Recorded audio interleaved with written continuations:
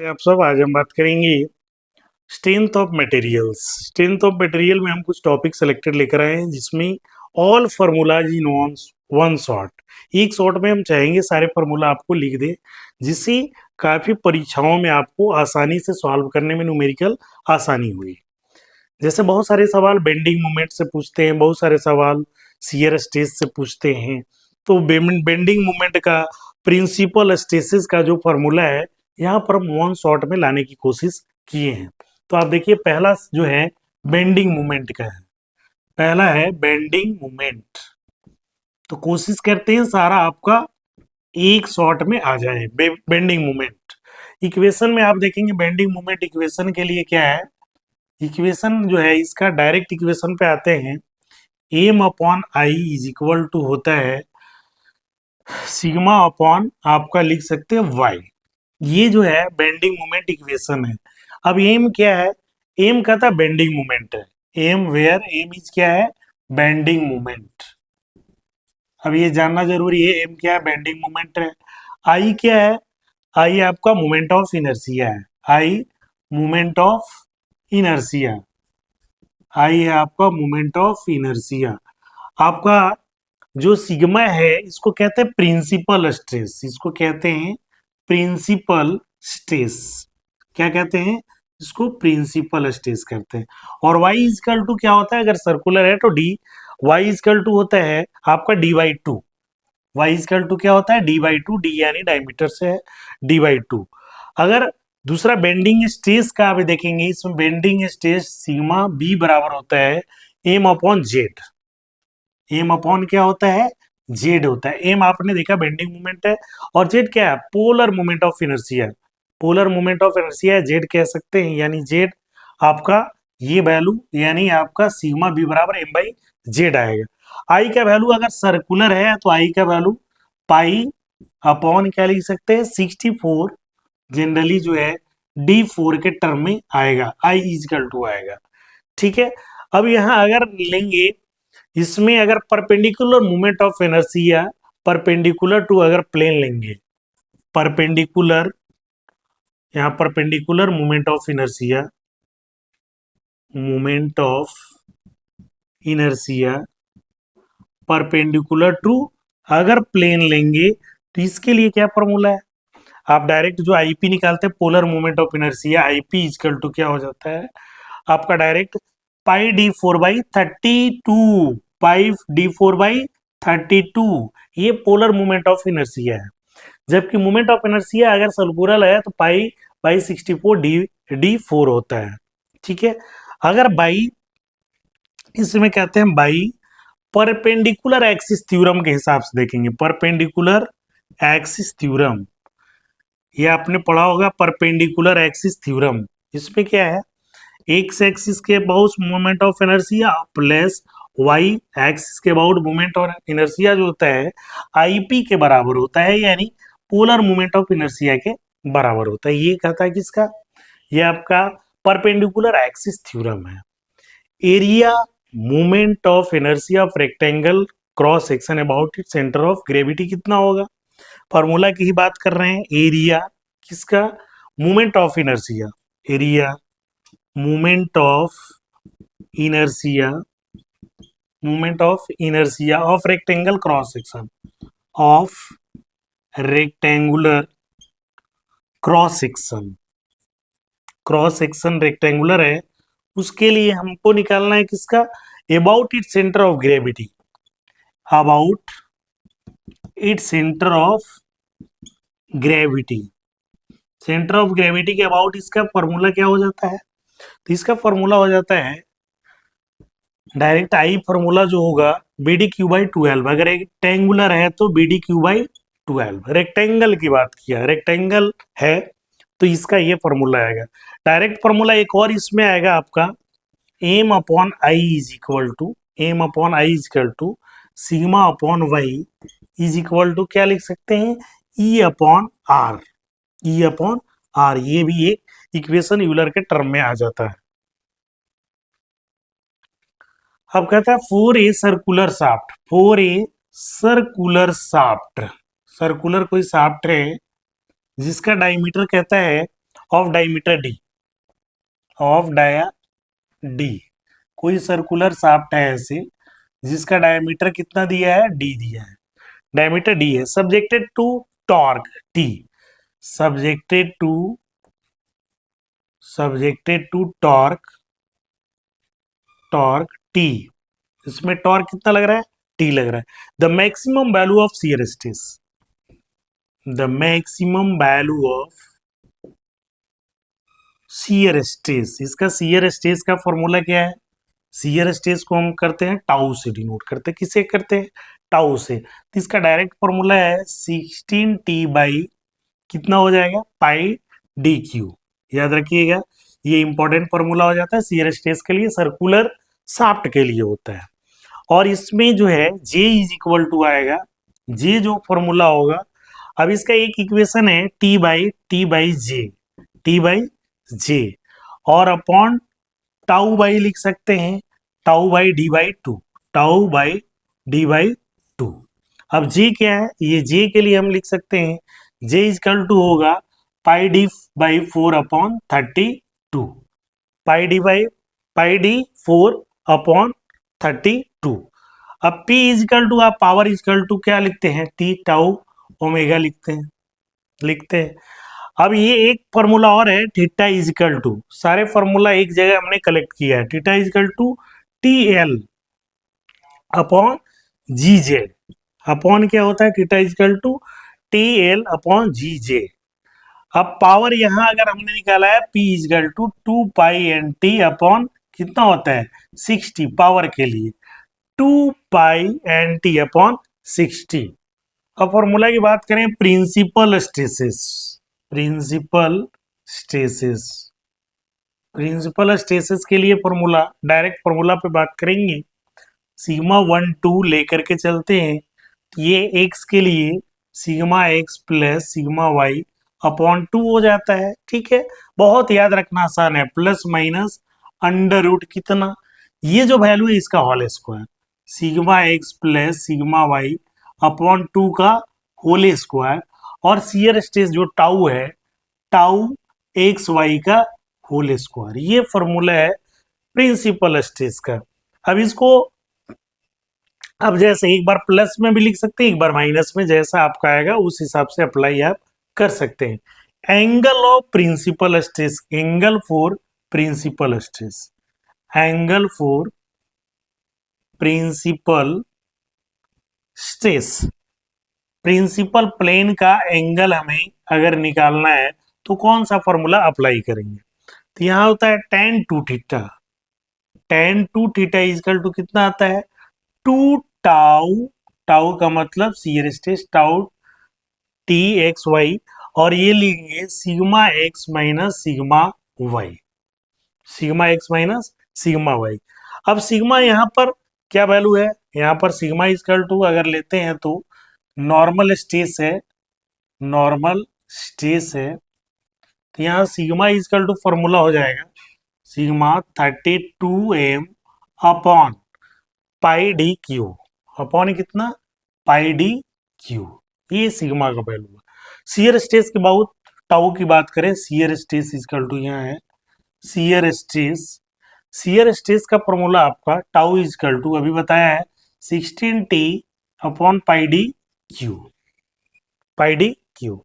अब centre of Mohr circle, ये formula जैसे इसमें हमें आया गया टाउ का, तो यहाँ से टाउ का वैल्यू, सिग्मा नॉर्मल स्ट्रेस है तो ये वैल्यू, एम क्या है बेंडिंग मोमेंट है, ठीक है।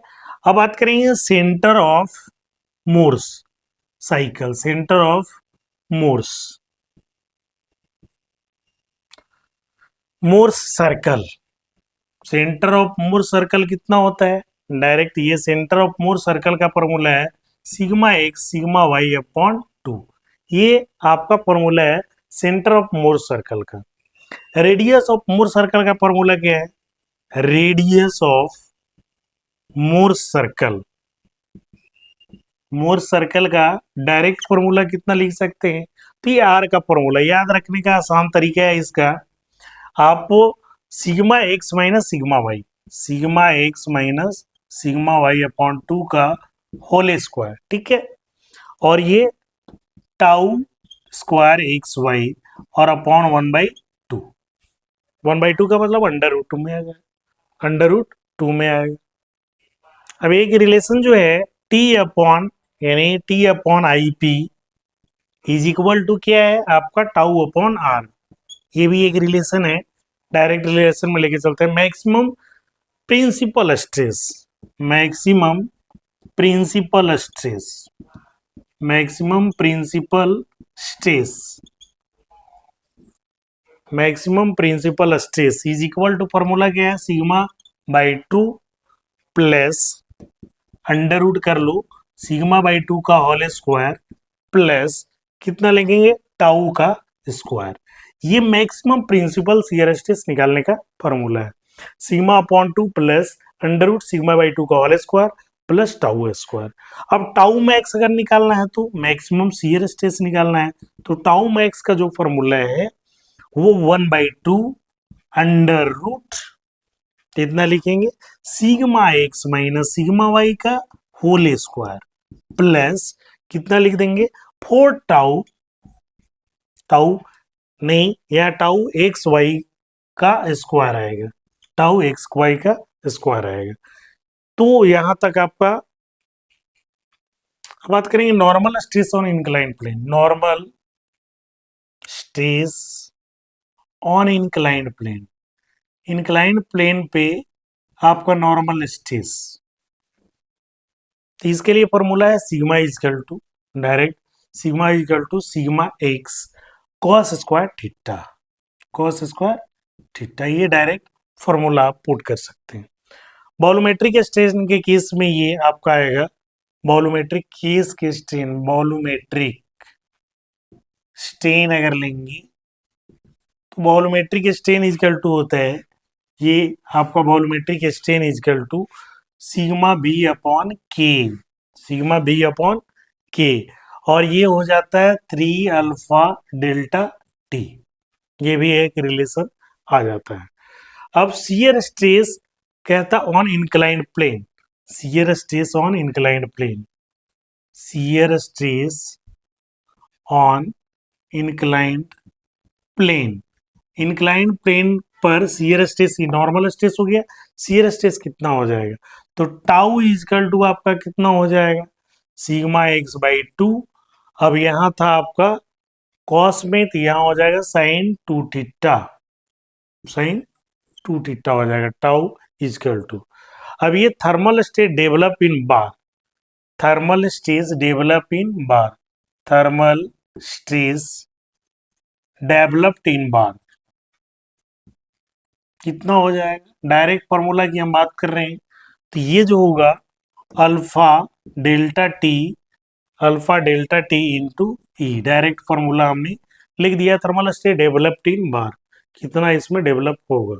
हम बात करेंगे टॉर्सन इक्वेशन का, टॉर्सन इक्वेशन, टॉर्सन इक्वेशन में क्या है आपका सारे चीज का equation T by J, T by J is equal to होता है tau max, tau max upon आपका R, tau max upon R, और फिर अगर इस केस में लेंगे जी थीटा बाई आपका क्या हो जाएगा L.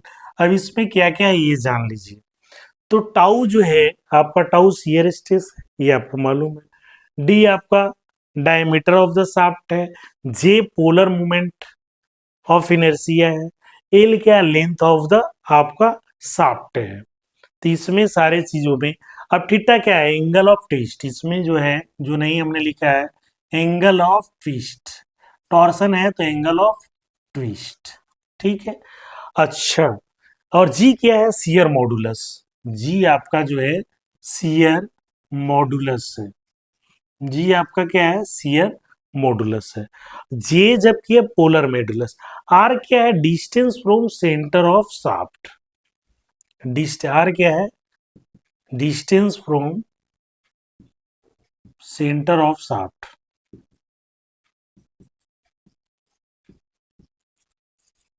Distance from centre of shaft, ठीक है।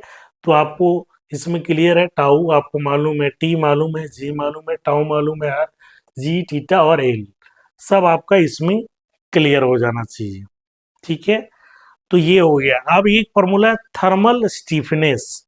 अब इसी में आएगा थर्मल स्टीफनेस, हमेशा पूछेगा आपका ये फॉर्मूला पर numerical. Thermal stiffness, thermal stiffness का जो फॉर्मूला है, डायरेक्ट फॉर्मूला इसमें हम देते हैं जी आई पी अपॉन आपका direct L, GIP upon L. L क्या था, एल अभी तो हमने बताया, एल क्या है, लेंथ ऑफ द शाफ्ट है। एल है length of the shaft, length of shaft, shaft की लंबाई है। ठीक है, अब बात करेंगे हुप स्ट्रेस का। हुप स्ट्रेस, ये पूछता है हुप स्ट्रेस का फॉर्मूला क्या होता है। तो अगर ये सरकमफ्रेंशियल स्ट्रेस है, क्या है, सरकमफ्रेंशियल स्ट्रेस, सरकमफ्रेंशियल स्ट्रेस यानी सिग्मा एच इक्वल टू होता है PD/2T। कितना होता है, PD/2T, PD/2T। क्लियर है। अब लॉन्गिट्यूडिनल स्ट्रेस की बात करेंगे, लॉन्गिट्यूडिनल स्ट्रेस। लॉन्गिट्यूडिनल स्ट्रेस में क्या होता है आपका, longitudinal sigma L equal to क्या होगा, PD/4T, PD/4T। ये जो है आपका फॉर्मूला होता है। Euler critical buckling load, Euler's आपका critical buckling load, critical buckling load, इसके लिए फॉर्मूला जो है आपका जो होता है P इज इक्वल टू होता है, ये ध्यान रखिए, पाई स्क्वायर अपॉन एल स्क्वायर, पाई स्क्वायर अपॉन एल स्क्वायर। अब एल क्या है, इफेक्टिव लेंथ है, ये देंगे 2L इजकल टू होता है इफेक्टिव लेंथ। ये क्या है, इफेक्टिव लेंथ है 2L।